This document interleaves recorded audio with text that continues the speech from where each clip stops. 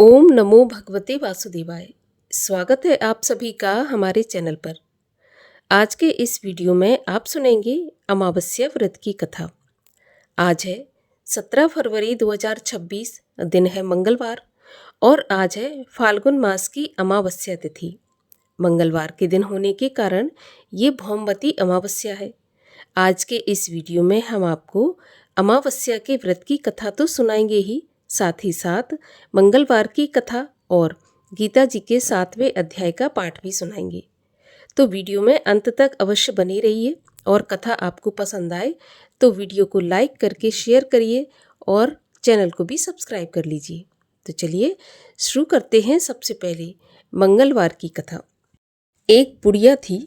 वे मंगल देवता को अपना इष्ट देवता मानकर सदैव मंगल का व्रत रखती और मंगल देव का पूजन किया करती थी। उसका एक पुत्र था जो मंगलवार को उत्पन्न हुआ था। इस कारण उसको वह मंगलिया के नाम से बुलाया करती थी। मंगल देव के दिन ना तो वह घर लीपती और न ही पृथ्वी को खोदा करती थी। कभी भी मंगल के दिन वह पृथ्वी को खोदकर मिट्टी नहीं निकालती थी। अब एक दिन ऐसा हुआ कि मंगल देवता उसकी श्रद्धा की परीक्षा लेने के लिए उसके घर में साधु का रूप बनाकर आए और दरवाजे पर आकर आवाज़ दी। तो बुढ़िया ने कहा, महाराज क्या आज्ञा है? तो साधु कहने लगा कि मैया बहुत भूख लगी है, भोजन बनाना है, इसलिए तू थोड़ी सी पृथ्वी को लीप दे तो तेरा बहुत पुण्य होगा। ऐसा सुनकर बुढ़िया ने कहा, महाराज आज मंगलवार का दिन है और आज मैं मंगलवार का व्रत रखती हूँ, इसलिए मैं चौका नहीं लगा सकती। कहो तो जल छिड़क दूँ, उस पर आप भोजन बना देना। तो साधु कहने लगा कि मैया मैं गोबर से लिपे चौके पर ही खाना बनाता हूँ।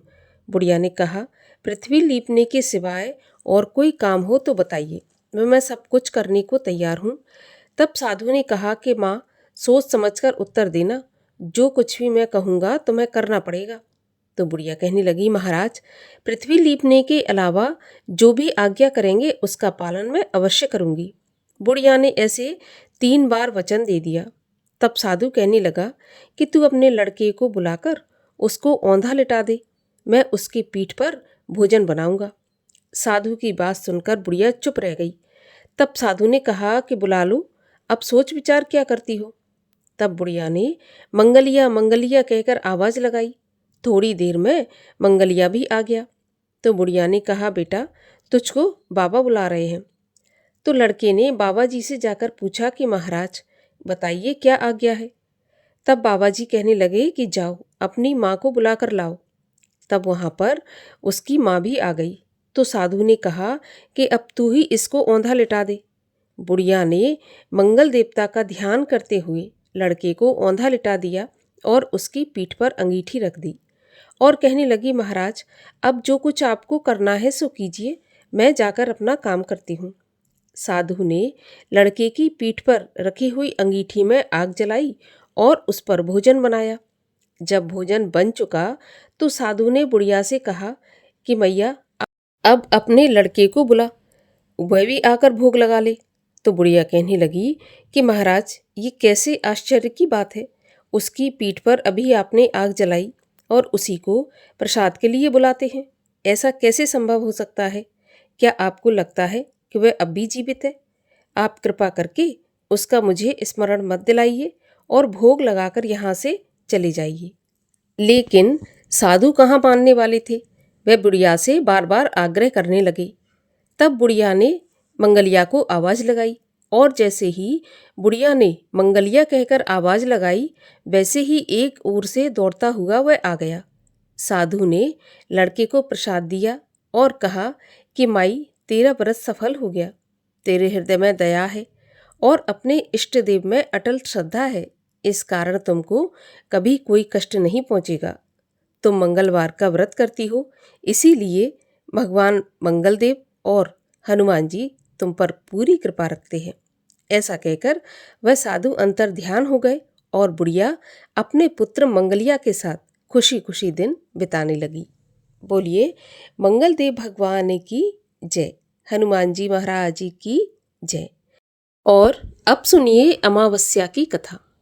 एक साहूकार के 7 बेटे 7 बहुएं और उनके साथ एक बेटी थी। साहूकार के घर रोज एक जोगी आता जिसे साहूकार की बहू भिक्षा देती। उस जोगी को जब साहूकार की बेटी भिक्षा देने आती तो वह उससे भिक्षा नहीं लेता था और कहता कि तेरे भाग्य में सुहाग की जगह दुहाग लिखा है। लड़की को उस जोगी की यह बात बहुत बुरी लगती और एक दिन वह अपनी माँ से रोते रोते जोगी की बात बताती है। सारी बात सुनकर माँ कहती है कि कल जब जोगी आएगा तो मैं सुनती हूँ कि वह क्या कहता है और क्यों कहता है। अगले दिन फिर जोगी आता है तो साहूकारनी छिपकर बैठ जाती है और लड़की को भिक्षा देने के लिए भेजती है। जोगी उससे भिक्षा नहीं लेता और फिर वही बात दोहराता है कि तेरे भाग्य में सुहाग की बजाय दुहाग लिखा है। लड़की की माँ बाहर निकलकर आती है और जोगी से कहती है कि एक तो हम तुझे भिक्षा देते हैं और तू हमें गाली देता है। तो जोगी कहता है कि मैं गाली नहीं दे रहा, जो बात सच है वही कह रहा हूँ। इसके भाग्य में जो लिखा है मैं वही सच बता रहा हूँ। सारी बातें सुनने पर लड़की की माँ कहती है कि जब तुझे सारी बात पता है तो इससे बचने का उपाय भी पता होगा। तो जोगी कहता है कि 7 समुंदर पार एक धोबन रहती है जिसका नाम सोना है। वह अमावस्या का व्रत करती है।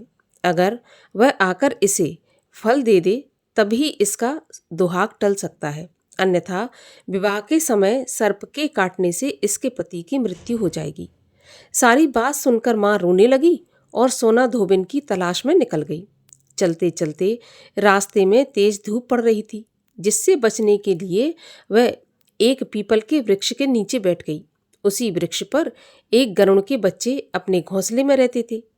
तब एक सांप आया और गरुड़ के बच्चों को खाने के लिए लपका, लेकिन साहूकारनी ने उस सांप को मारकर बच्चों की रक्षा की। कुछ देर के बाद वह गरुड़नी आई और सब जगह खून देखकर साहूकारनी को चोंच मारने लगी। तो साहूकारनी बोली कि एक तो मैंने तेरे बच्चों को सांप से बचाया और तू मुझे मार रही है। सारी बातें जानने पर गरुड़नी बोली, तूने मेरे बच्चों की रक्षा की है, इसलिए तू जो मांगना चाहती है वो मांग ले। तो साहूकारनी उस गरुड़नी से कहती है कि मुझे 7 समुंदर पार सोना धोबिन के यहाँ पर छोड़ दो। और गरुड़नी ने वैसा ही किया। साहूकारनी वहाँ पहुँच गई, लेकिन सोचने लगी कि अब मैं इसे मनाऊं कैसे। सोना धोबिन की भी 7 बहुएं थी, लेकिन घर के काम को करने के लिए सदा आपस में लड़ती झगड़ती रहती थी। रात को जब सब सो जाते तो साहूकारनी आती और चुपके से सारा काम कर कर उजाला होने से पहले चली जाती। सारी बहुएं भी आपस में यही सोचती कि हम में से कौन सी बहू है जो सारा काम कर देती है, लेकिन एक दूसरे से पूछने की हिम्मत किसी की नहीं होती। काम करने की बात सोना धोबिन ने भी देखी कि आजकल बहुएं लड़ती भी नहीं है और काम भी सारा हो जाता है। सोना धोबिन ने अपनी सारी बहुओं को बुलाया और पूछा कि आजकल तुम लड़ती भी नहीं हो और घर का सारा काम कर देती हो, कौन है जो सारा काम करती है। बहुएं सास से झूठ कहती हैं कि लड़ाई करने से क्या फ़ायदा, इसलिए हम मिलजुल कर सारा काम कर लेती हैं। सोना धोबिन को अपनी बहुओं की बात पर विश्वास नहीं हुआ और वह रात में जागकर स्वयं सच देखना चाहती थी कि ये काम कौन करता है। रात होने पर सोना धोबिन छुपकर बैठ गई कि देखूं तो कौन सी बहू काम करती है। जब रात हुई तो वह देखती है कि एक औरत चुपके से घर में घुस रही है। वह देखती है कि उसने घर का सारा काम कर दिया और जाने की तैयारी में है।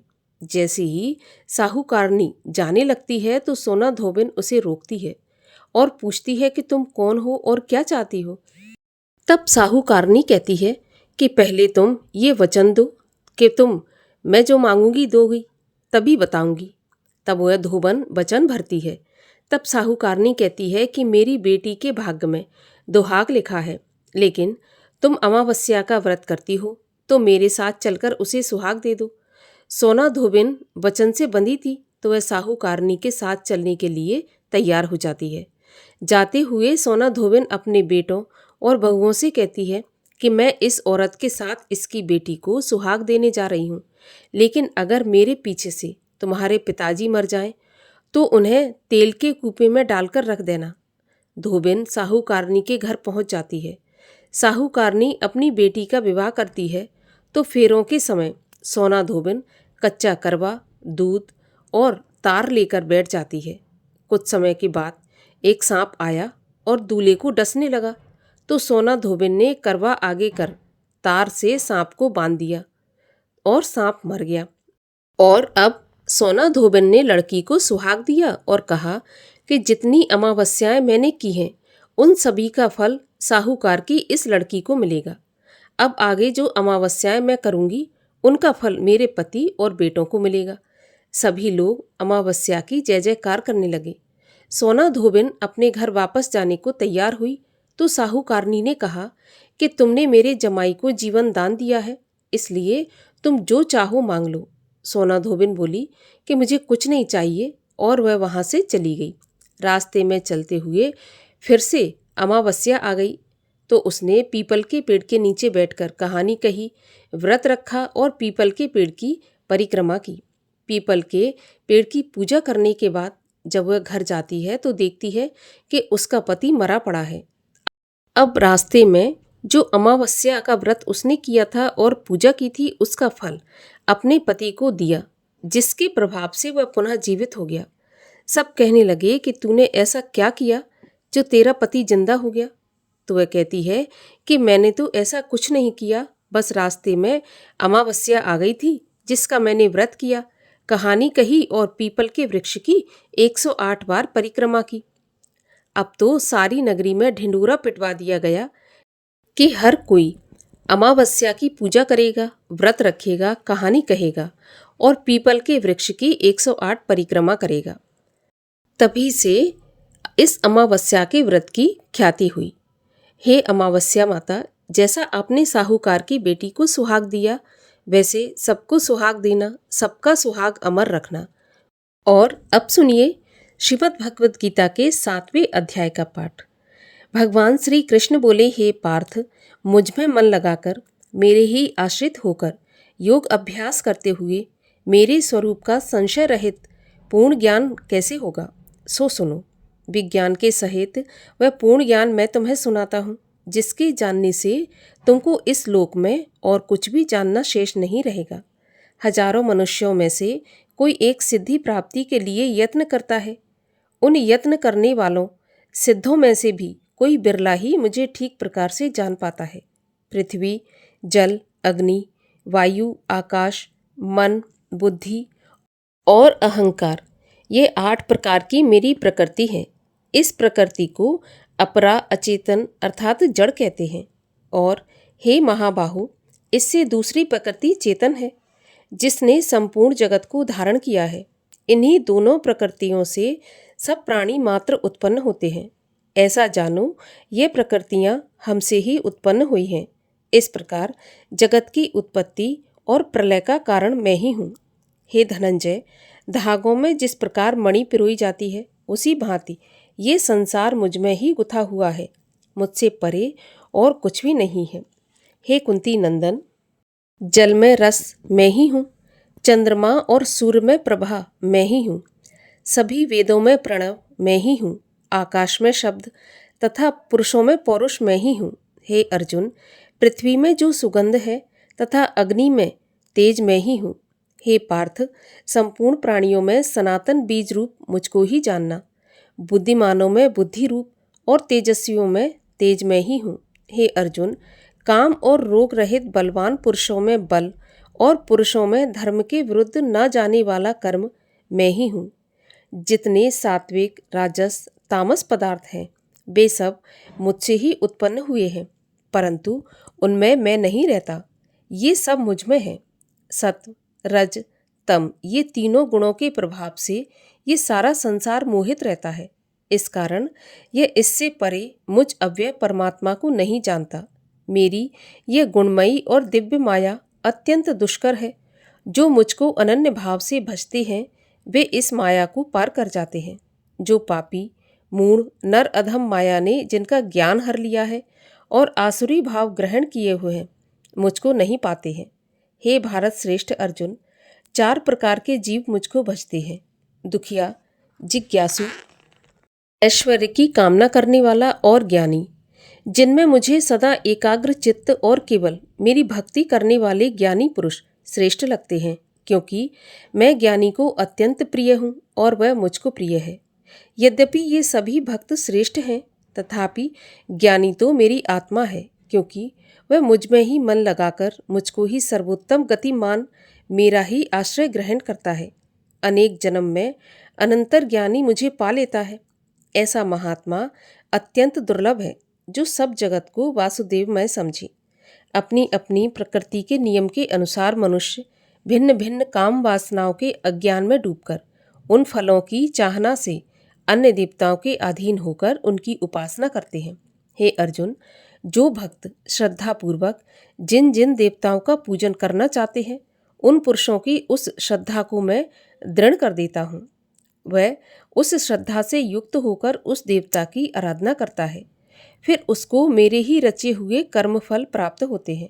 परंतु उन अल्प बुद्धि वालों का फल नाशवान है। देवताओं के आराधना करने वाले देवताओं को मिलते हैं और भक्तजन मुझ में मिल जाते हैं। मेरे अव्यय अविनाशी अत्युत्तम स्वरूप को न जानकर मंद बुद्धि लोग मुझे अव्यक्त को व्यक्त अर्थात देहधारी मानते हैं। मैं योग माया से आच्छादित होने के कारण सबको नहीं दिखता। उसी से ये मूढ़ लोग अनादि तथा अविनाशी मुझको नहीं जानते। हे अर्जुन, मैं भूत भविष्य और वर्तमान के सभी प्राणियों को जानता हूँ, पर मुझे कोई भी नहीं जानता। हे भारत, हे परंतप, इच्छा और द्वेष से उत्पन्न होने वाले सुख दुख आदि द्वंद्वों के मोह से जगत के सभी प्राणी भ्रम में फंस जाते हैं। जिन पुण्य आत्माओं के पाप नष्ट हो गए हैं, वह पुरुष द्वंद्व के मोह से छूटकर दृढ़ निश्चय करके मेरी भक्ति करते हैं। जो मेरा आश्रय लेकर जन्म मरण के दुख दूर करने के अर्थ प्रयत्न करते हैं, वे पुरुष ब्रह्म, आत्मज्ञान और संपूर्ण ज्ञान को जानते हैं। जो अधिभूत, अधिदेव और अधियज्ञ इन सब में व्यापक मुझे जान पाते हैं, वे समाधिष्ठ पुरुष मरण काल में मुझको जानते हैं। यहाँ पर 7वें अध्याय का समापन होता है और अब सुनिए भगवत गीता के 7वें अध्याय का महात्म। भगवान नारायण बोले, हे लक्ष्मी, अब 7वें अध्याय का महात्म सुनिए। एक पटेल नामक नगर था, जिसमें शंकुकर्ण नाम का एक वैश्य रहता था। वह व्यापार करने के लिए नगर के बाहर कहीं परदेश को जा रहा था कि रास्ते में शंकुकर्ण को एक सर्प ने डस लिया, जिससे उसकी मृत्यु हो गई। तब उसके साथियों ने रास्ते में ही उसका दाह संस्कार किया और आगे की यात्रा पर गए। जब लौटकर घर आए, तब शंकुकर्ण के पुत्र ने उससे पूछा कि मेरे पिता शंकुकर्ण आपके साथ गए थे, लेकिन लौटकर वापस नहीं आए। मेरे पिता कहाँ हैं? तब उन व्यापारियों ने कहा कि तेरे पिता को रास्ते में सर्प ने डस लिया था और उसकी वहीं पर मृत्यु हो गई, तो हमने उसका वहीं पर दाह संस्कार कर दिया था, और ये तेरे पिता का सामान है, सो तू ले ले। तो पुत्र ने कहा कि जिस सर्प ने मेरे पिता को काटा है, मैं उसको मार डालूंगा। उन व्यापारियों से उसने कहा कि चलो, मुझे वह जगह बताओ जहाँ मेरा पिता शंकुकर्ण मरा था। तो व्यापारियों ने वहाँ ले जाकर उसको खड़ा कर दिया। वहाँ उसने देखा कि एक बामी बनी है, जिसे वह गुस्से में आकर कुदीले से खोदने लगा। जब बामी का छेद बड़ा हुआ तो उसमें से एक सर्प निकला। सर्प बोला कि तू कौन है और मेरा घर क्यों खोद रहा है? तब उस बालक ने कहा कि मैं शंकुकर्ण का पुत्र हूँ। जिस सर्प ने मेरे पिता को मारा है, मैं उसको मार डालूंगा। तब उस सर्प ने कहा कि पुत्र, मैं तेरा पिता ही हूँ, तू मुझे इस अधम देह से छुड़ा और मुझे मत मार। यह मेरा पूर्व जन्म का कर्म था, सो मैंने भोगा। तब पुत्र ने कहा, पिताजी, कोई ऐसा यत्न बताइए जिससे आपका उद्धार हो सके। तब उस सर्प ने कहा कि पुत्र, किसी गीता पाठी ब्राह्मण को घर में लाओ और भगवत गीता के 7वें अध्याय का पाठ करवाओ, भोजन कराओ और उसकी सेवा करो, तो उसके आशीर्वाद से मेरा कल्याण होगा। तब उस बालक ने अपने घर पर उस नगर में जितने भी गीता पाठी ब्राह्मण थे, उन सबको बुलाकर गीता जी के 7वें अध्याय का पाठ करवाया और उनको भोजन करवाया। तब उन ब्राह्मणों ने आशीर्वाद दिया और उसका पिता शंकुकर्ण उसी समय अधम देह से छूटकर देवदेही पाकर विमान पर बैठकर आकाश मार्ग को जाता हुआ अपने पुत्र को धन्य धन्य कहता हुआ आशीर्वाद देता हुआ वैकुंठ धाम को प्राप्त हुआ। ऐसी महिमा है भगवद गीता के 7वें अध्याय की।